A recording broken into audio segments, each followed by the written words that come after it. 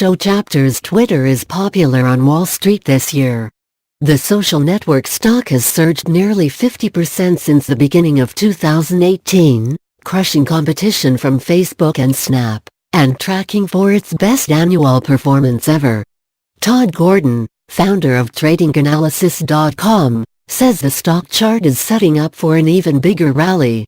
There's all sorts of cool technical patterns here known as head and shoulders, traditionally a reversal pattern, Gordon said on CNBC's Trading Nation on Thursday.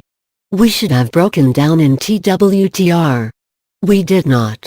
Twitter formed a bearish head and shoulders pattern with a high in March, a higher high in June, and a lower high in August.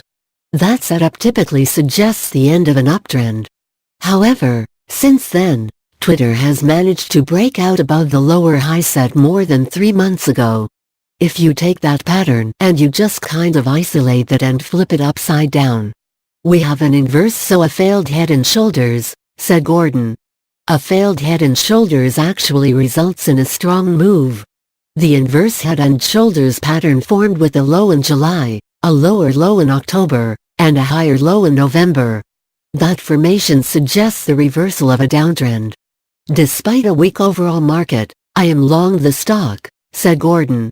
I was hoping for a gap close that's at around $38.50. If the overall market can stabilize, I feel like Twitter can go up and close that gap, so I like it.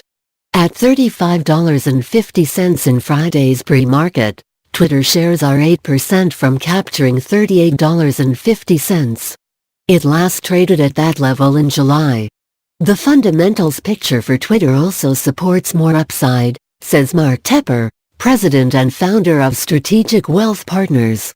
The knock on Twitter is that the daily average user growth has been slowing for the last few quarters, but keep in mind that they're really focused on shutting down fake accounts, so I think a number like that is really important for Facebook, where people might only log in once a day, but with Twitter it's more about the user engagement, Tepper said on Trading Nation on Thursday.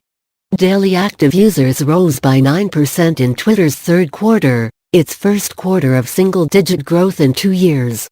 Sign-ups decreased by 20% as efforts to detect spam and malicious accounts made progress.